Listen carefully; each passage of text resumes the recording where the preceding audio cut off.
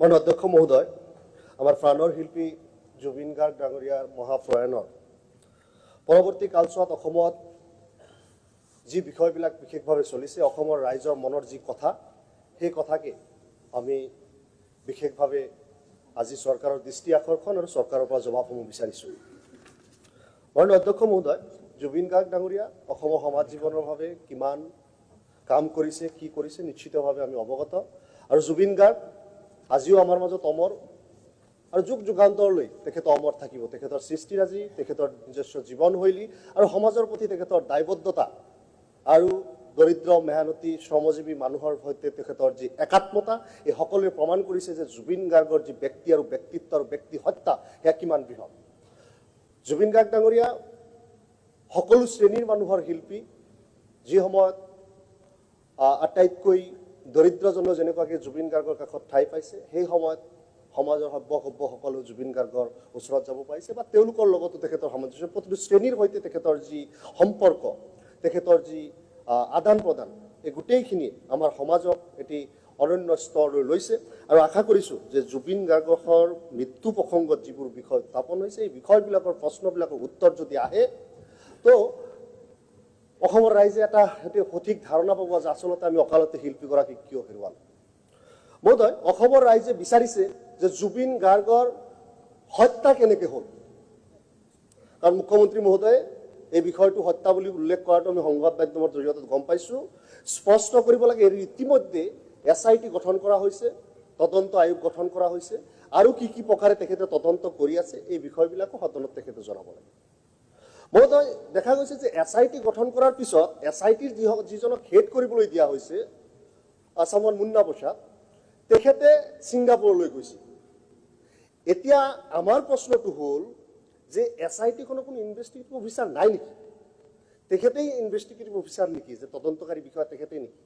কাৰণ আমি জানো যে কোনো এটা ঘটনাৰ কোনো তদন্ত কৰিবলৈ হ'লে যিজন তদন্তকাৰী বিষয়া তেখেতেই তাৰে ৰেছপনচিবল মানুহ আৰু তেখেতে সেই তদন্তত যাব লাগে। কিন্তু জুবিন গাৰ্গৰ এই প্ৰক্ৰিয়াটো যিটো প্লেচ অফ অকাৰেঞ্চ, সেই ঠাইলৈ মুন্না প্ৰসাদ ডাঙৰীয়া গৈছিল বুলি আমি জানিছোঁ, আৰু তদন্তকাৰী বিষয়াগৰাকী যোৱা নাই।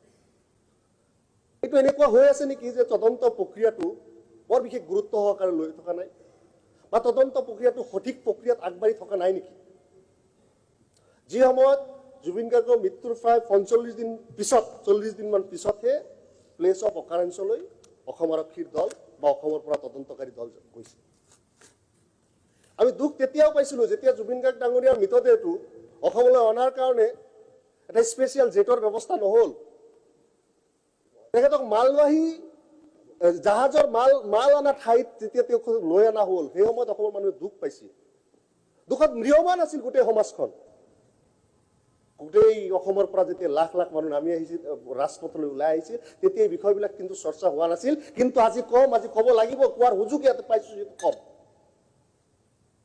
আজি জুবিন গাৰ্গৰ দৰে এটা ব্যক্তি হত্যাক ছিংগাপুৰৰ পৰা তেখেতৰ মৃতদেহটো যদি মালৰ লগত আনিব লাগে, চামানৰ লগত আনিব লাগে, তেনেহ'লে চৰকাৰখনে তেখেতৰ প্ৰতি কিমান সন্মান প্ৰদৰ্শন কৰিলে? হয়, ক'ব যে আমি গোটেই ব্যৱস্থাপনা কৰিছোঁ। ব্যৱস্থাপনা আপোনালোকে জুবিন গাৰ্গৰ প্ৰতি সন্মানত কিমান কৰিছে আমি নাজানো, কিন্তু আপোনালোকে যে ভয়ত কৰিছিল এই কথা স্পষ্ট। যে অসমৰ হাজাৰ হাজাৰ যুৱক যুৱতী যেতিয়া ৰাস্তাত নামি আহিছিল, তেতিয়া চাইছিল আপোনালোকে যে নাই, পৰিস্থিতি বেলেগলৈ গৈ আছে, পৰিস্থিতি বেলেগলৈ গৈ আছে। যেতিয়া মানুহে প্ৰশ্ন কৰিছিল ৰজাঘৰীয়াৰ সৈতে জুবিন গাৰ্গৰ হত্যাকাৰী বুলি সন্দেহ কৰা মানুহৰ কি সম্পৰ্ক, ৰজাঘৰীয়া আজিলৈকে স্পষ্ট কৰা নাই। যি বিষয়বিলাক স্পষ্ট হ'ব লাগিব। ৰজাঘৰীয়া মানুহৰ লগত তেওঁলোকৰ ইমান হলিগলি কিহৰ, যিসকলৰ ওপৰত আমাৰ ইমান সন্দেহ? ৰজাঘৰীয়া দলৰ প্ৰতি জুবিন গাৰ্গৰ মেনেজাৰৰ লগত ইমান সম্পৰ্ক কিহৰ? যি কথাবিলাকৰ স্পষ্ট উত্তৰ আছে বিচৰা হৈছে। আজি কোৱা যাব যে বিষয়টো আদালতৰ মজিয়াত আছে, বিষয়টো তদন্তৰ প্ৰক্ৰিয়াত আছে। তদন্তৰ প্ৰক্ৰিয়াত থকাৰ পিছত মুখ্যমন্ত্ৰী ডাঙৰীয়া এইটো হত্যাকাণ্ড বুলি কৈছিল। গতিকে স্পষ্ট জবাব অসমবাসীৰ হৈ আমি সুধিব বিচাৰিছোঁ যে জুবিন গাৰ্গ ডাঙৰীয়া হত্যাকাৰী কোন, ক'ত, কেতিয়া, কি ধৰণে তেখেতক হত্যা কৰা হৈছিল, আৰু তেখেতৰ হত্যাকাৰীৰ বিচাৰ কেতিয়া হ'ব, এই কথাটো স্পষ্ট উত্তৰহে আমি বিচাৰিছোঁ। মহোদয়, জুবিন গাৰ্গ ডাঙৰীয়াৰ হত্যাৰ বিচাৰ লাগিব, তেখেতৰ প্ৰতি ন্যায় হ'ব লাগিব, আৰু তেখেতৰ অমৰ সৃষ্টিৰাজি অসমত যাতে যুগ যুগান্তৰলৈ বাচি থাকে, তাৰ কাৰণে অসম চৰকাৰৰ ওচৰত কি পৰিকল্পনা আছে তাৰ সঠিক উপস্থাপন ইয়াতে প্ৰয়োজন হৈছে। আজি কোৱা হৈছে জুবিন গাৰ্গ ডাঙৰীয়াৰ যিখিনি তেখেতৰ জুবিনস্থলী যিখিনি মাটিৰ প্ৰয়োজন সেই মাটিখিনি আমাৰ আন এজন শিল্পীৰ লগত তুলনামূলকভাৱে মুখ্যমন্ত্ৰী ডাঙৰীয়াই কম আৰু বেছি কৰিব বিচাৰে অসমৰ ৰাইজে দাবী কৰিবই পাৰে অসমৰ ৰাইজে তাতকৈ আৰু অধিক বিচাৰিবই পাৰে আন কাৰোবাৰ লগত তেখেতক তুলনা কৰি তেখেতক সৰু আনজনক ডাঙৰ কৰাৰ যি কম্পিটিশ্যন তাৰ ভিতৰত মাননীয় অধ্যক্ষ আন কাৰোবাৰ মানে আপুনি ভাৰত ৰত্ন ডক্টৰ ভূপেন হাজৰিকাৰ কথা সন্মানেৰে সৈতে তেখেতৰ নামটো মই ল'ব বিচাৰো মাননীয় অধ্যক্ষ মহোদয় এইখন অসমৰ হাউচ হয় ডক্টৰ ভূপেন হাজৰিকাও আমাৰ হিয়াৰ আমঠু হয় তেওঁক আন কানোবা বুলি কৈ তুচ্ছ তাচ্ছিল্য নকৰিব মই আপোনাক হাত আপোনাক মাননীয় অধ্যক্ষ মহোদয় এই লাইনটো প্ৰচিডিঙৰ পৰা বাদ দিব লাগে ভূপেন হাজৰিকাক আন কোনোবা বুলি কোৱাটো কেতিয়াও সদনে মানি ভূপেন হাজৰিকা ডাঙৰীয়া এই বিষয়টো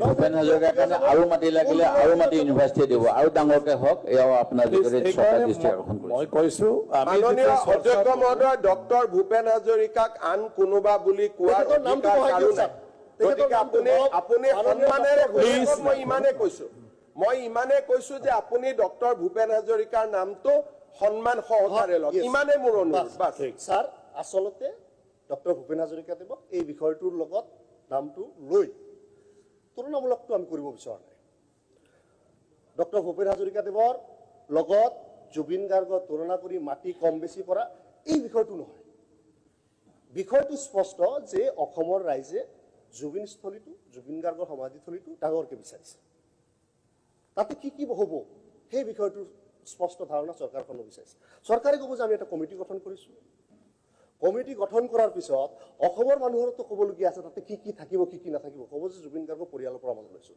জুবিন গাৰ্গ অকলে সেই কমিটিখনৰ মানুহ নহয় সেই কমিটিখিনি মানুহৰে প্ৰতিনিধি নহয় অসমৰ মানুহে জানিব বিচাৰে তেওঁলোকৰ ফিডবেক দিয়াৰ কাৰণে এটা সুযোগ নিশ্চিতভাৱে এই চৰকাৰখনৰ তৰফৰ পৰা হ'ব বিচাৰিছোঁ জুবিন গাৰ্গ ডাঙৰীয়া যিখিনি অমৰ সৃষ্টি আছিল সেইখিনি ডিজিটেল আৰ্কাইভৰ মাধ্যমেৰে হওক বা তেখেতৰ সৃষ্টিৰ যিখিনি দেশে বিদেশে কি ধৰণে প্ৰচাৰ কৰিব পাৰোঁ তাৰ কাৰণে দীৰ্ঘমেধী পৰিকল্পনা চৰকাৰখনৰ পিছত কি আছে এই বিষয়খিনিৰ কিন্তু সুস্পষ্ট আছে আজি যদি জুবিন গাৰ্গ ডাঙৰীয়াৰ এই বিষয়বিলাকৰ যদি উচিত উত্তৰ আৰু উচিত ব্যৱস্থাপনা যদি লোৱা নহয় তেনেহ'লে মানুহে বা ৰাইজে ভাবিব যে জুবিন গাৰ্গ ডাঙৰীয়া এণ্টি ষ্টেব্লিছমেণ্ট আছিল কাৰণে চাগে এই চৰকাৰখনে তেখেতৰ এইখিনি নিবিচাৰিলে আমি বিচাৰোঁ যে যুগান্তৰলৈকে জুবিন গাৰ্গ ডাঙৰীয়াৰ নামৰ সৈতে এই বদনাম কাৰো সৈতে নাথাকক এই বদনাম কাৰো সৈতে নাথাকক সকলো জল পট সকলো স্পষ্ট হ'ব লাগিব সকলো কথাৰ জবাব অসমবাসী জনগণে বিচৰা ধৰণে পাব লাগিব আৰু জুবিন গাৰ্গ ডাঙৰীয়া হত্যাকাৰী যাতে বিচাৰ পায় শাস্তি পায় তাৰ কাৰণে আহ্বান ৰাখি আমাৰ বক্তব্য সামৰিছোঁ ধন্যবাদ